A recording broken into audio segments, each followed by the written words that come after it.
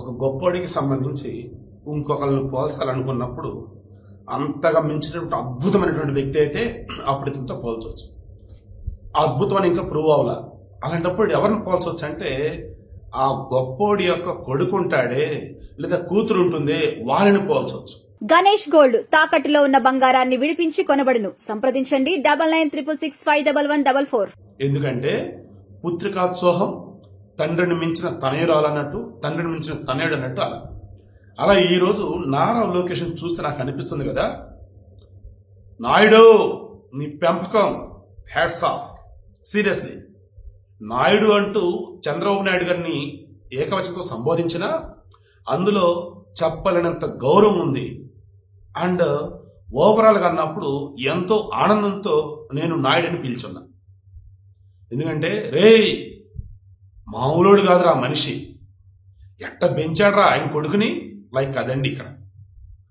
నారా లోకేష్ నిన్న కోయంబత్తూరులో India today conclave 2025 అని చెప్పేసి ఒక సదస్సు లాంటిది, ఒక సెమినార్ లాంటిది లైక్ అక్కడ జరుగుతుంది. అక్కడ రాజ్దీప్ సర్దేశాయ్ మన ఇండియాలో టాప్ మోస్ట్ ఎమినెంట్ పొలిటీషియన్స్ అందరూ కూడా ఆయన ఇంటర్వ్యూ చేస్తున్నాడు. అండ్ ఎదుటిన్న వాళ్ళు ఎవరైనా సరే వారు ఊహించినటువంటి వాడిని కూడా ఈయన బయట లాగుతూ ఉంటాడు. ఎదుటిన్నది ఎవరైనా సరే ఈయన కొన్నిసార్లు కొన్ని క్వశ్చన్స్ చేస్తూ ఉంటాడు. ఎదుటికి తెలిసి తెలియకుండానే బయటపడిపోతూ ఉంటారు. ఇలా ఎక్కువ శాతం అవతల ఇబ్బంది పడే సందర్భాలే ఉన్నాయి. కానీ ఒకనాడు నాయుడు కానీ నారా లోకేష్ కానీ ఈయన చేత శభాష్ అనిపించుకున్నారు తప్ప ఏ రోజు కూడా అరే మన చేతిలో బకరాలు అయ్యారు అన్న ఫీలింగ్ అయితే రాలా. అలా కొంతమంది అయ్యారు. ఎవరంటే మీకు తెలుసు. ఇప్పుడు నేను చెప్పదలుచుకున్నది ఏంటి, అసలు దేశ రాజకీయాల్లో తండ్రిని మించి ఈరోజు లోకేష్ ప్రభంజనం సృష్టిస్తా ఉన్నాడు. ఏ రకంగా కాశ్మీర్ నుంచి కన్యాకుమారి వరకు అంశం ఏదైనా సరే క్వశ్చన్ అడుగు, ఆన్సర్ నేను చెప్తా. జగన్మోహన్ రెడ్డి లాగా ఇట్స్ లెంతీ క్వశ్చన్ అని కానీ, లేదన్నప్పుడు వాళ్ళ పార్టీలో ఉన్న వాళ్ళకి మళ్ళీ నెక్స్ట్ అన్నట్టు కానీ ఎబ్బే వాళ్ళ టాపిక్ కూడా వద్దు. అసలు ఈరోజు నారా లోకేష్ అనబడే వ్యక్తి ఆంధ్రప్రదేశ్ రాష్ట్రంలో ఒక మంత్రి, మంగళగిరి నేర్చుకున్న ఎమ్మెల్యే, అండ్ ఆయన ఒక ముఖ్యమంత్రి కొడుకు. కానీ ఆయనకి అన్ని శాఖల మీద పట్టుంది.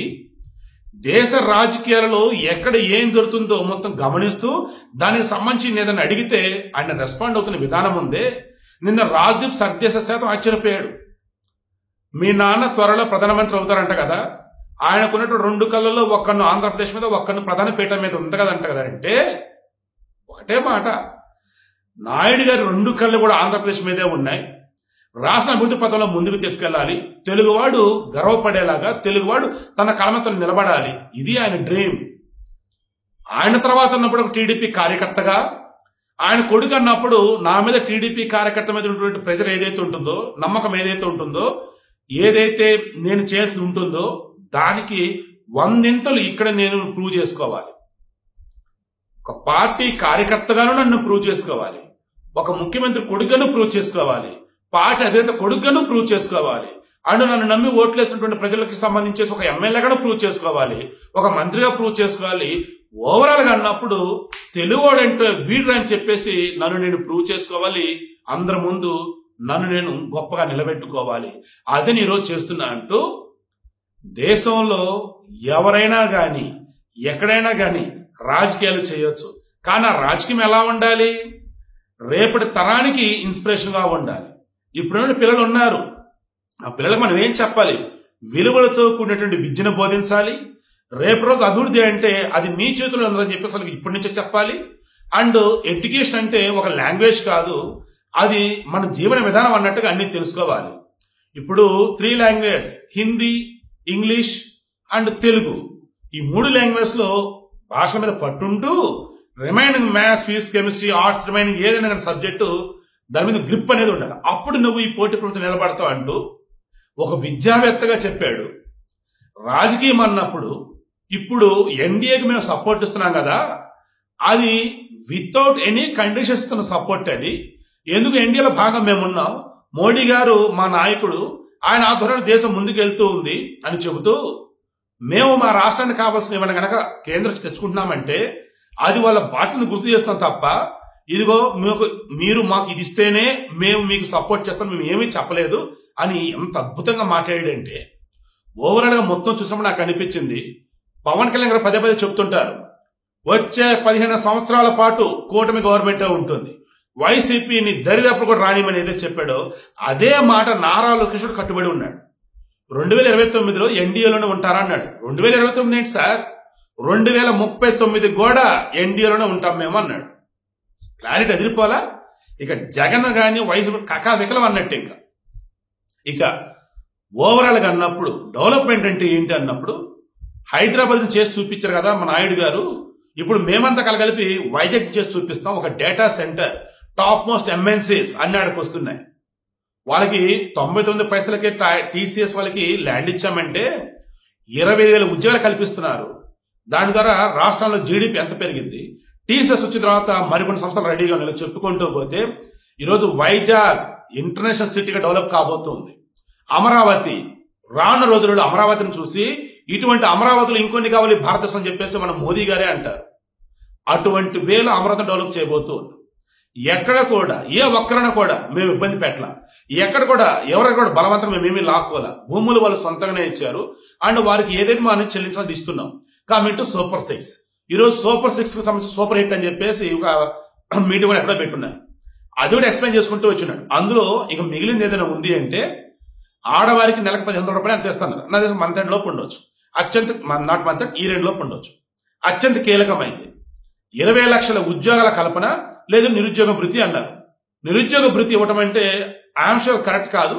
సో ఉద్యోగాల కల్పన ఇప్పటికే ఎన్ని ఉద్యోగాలు ఇచ్చామంటే లెక్క తీస్తున్నాం. మునుముందు రోజులలో చెప్పిన దానికి మించి ఉద్యోగాలు మేము కల్పించాలి నిరుద్యోగులకి. దానికోసం MSME micro small medium enterprises తో టైఅప్ అవుతున్నాం. వాళ్ళతో టైఅప్ అయిన తర్వాత నిరుద్యోగులు ఎవరైతే మనం తీసుకుని వచ్చి వారికి ఇంట్రెస్ట్ ఉన్న ఫీల్డ్స్ లో ట్రైనింగ్ ఇప్పించి వాళ్ళని ఎంటర్ప్రైనర్స్ గా మార్చేందుకు లోన్స్ కూడా ప్రొవైడ్ చేస్తామని చెప్తూ ఏపీలో ఈ రోజు సంక్షేమ పథకాల రూపంలో జనాలు తీసుకుంటూ ఉన్నారు. బట్ రేపటి రోజు చాలు మాకు వద్దు అనే విధంగా ఏపీని తీర్చిదిద్దుతామని చెప్పేసి చెప్పాడండి. నేను మరలా చెప్తాను, గుర్తుంచుకోండి. గతంలో కూడా చెప్పాను 2047 అండి భారతదేశం స్వతంత్రం వచ్చి 100 సంవత్సరాలు. ఆ రోజు ఖచ్చితంగా నేనుంటా, మీరు కూడా ఉంటారు. ఆంధ్రప్రదేశ్ ఇండియాలో నెంబర్ 1 స్టేట్ గా ఉండింది. రెడీగా ఉండండి. అమరావతి వరల్డ్ లో టాప్ 10 సిటీస్ లో ఒకటిగా ఉండింది. కాబట్టి చెక్ చేసుకోండి. ఓవరాల్ గా అన్నప్పుడు ఈరోజు చెన్నై అంటే తమిళనాడు, బెంగళూరు అంటే కర్ణాటక, హైదరాబాద్ అంటే తెలంగాణ. దాని మరి ఏపీకి చంద్రబాబు నాయుడు ఆ బ్రాండ్ అదేనండి. నీకు అంతకుమించి బ్రాండ్ ఏంటండి? దానిని ఉపయోగించి ఈరోజు సరికొత్త ఏపీని మేము నిర్మిస్తున్నాం. ఆడు అభివృద్ధిలో సంక్షేమంలో ముందుకు వెళ్తూ ఉన్నాం. దేశంలో ఏ రాష్ట్రంలో కూడా గొప్ప అభివృద్ధి మేము చేసి చూపిస్తున్నామని చెప్పేసి నారా లోకేష్ క్లారిటీ ఉంది కదా. మా భువనేశ్వర్ గారు హ్యాట్స్ ఆఫ్ తల్లి. ఛత్రపతి సినిమాలో డైలాగ్ ఉండింది, నిన్ను మీ అమ్మ తన కోసం కనలేదురా, జనం కోసం కన్నదరా, తెప్పరా మేసం, నువ్వు ఛత్రపతివిరా అంటాడు. అలా ఇక్కడ నారా లోకేష్ చూస్తే అదే వేలు ఎలివేషన్ వల్ల నాకైతే అనిపించింది. నిజమండి, అసలు ఎంత బాగా మాట్లాడండి. అసలు నిజంగానైతే ఆశ్చర్యపోయి అసలు నారా లోకేష్ ముందు జగన్ తేలిపోతాడు, పనికిరాడు. అసలు ఈ లోకేష్ కదా పప్పు అన్నారు. ఇప్పుడు నిప్పు అగ్ని పర్వతంలాగా ఉన్నాడు మనిషి. అయితే దరిదాపు కూడా వైసీపీ రాలేరు. జగన్ ఏమో అన్న ఆంధ్రజ్యోతి ఈనాడు నిలిపండి అన్న అని చెప్పినోడు, లోకేష్ ఏమో ఎక్కడబ్బా సాక్షి, ఎక్కడా సాక్షి, ఓ టీవీ నేను ఎన్టీవీ మీరు కూడా ఉన్నారు రండి, అందరిని పిలిచి మరీ ఆస్వాదిస్తున్నాడు లోకేష్. అధికారంలో ఉన్నప్పుడు, అధికారంలో లేనప్పుడు కూడా. సో అందుకే ఇప్పుడు మరలా చెప్తున్నా, పాలకుడు అనేవాడు 10 మందికి సమాధానం చెప్పేటట్టు ఉండాలి. పాలకుడు అనేవాడు తన తండ్రి కన్నా గొప్పగానే పరిపాలిస్తుందని చెప్పేసి చెప్పుకోవాలి. అంతే తప్ప జగన్మోహన్ రెడ్డి గారిని పరిపాలన చేసినప్పుడు వామ్మో ఇంత ఘోరంగా నిర్వహణ పరిపాలన, ఈయనకన్నా వీళ్ళ నానా బెటర్ అని చెప్పి జనాలు అనుకున్నారే, అలా మాత్రం ఉండకూడదు. తండ్రిని మించిన తనయుడురా, పరిపాలన విషయంలో గొప్పవాడురా అన్న ఇది నారా లోకేష్ క్రియేట్ చేస్తున్నాడు, క్రియేట్ చేస్తాడు. రానున్న రోజులలో ఏపీకి నారా లోకేష్ వరంలాగా ఉంటాడు, అందులో నో డౌట్.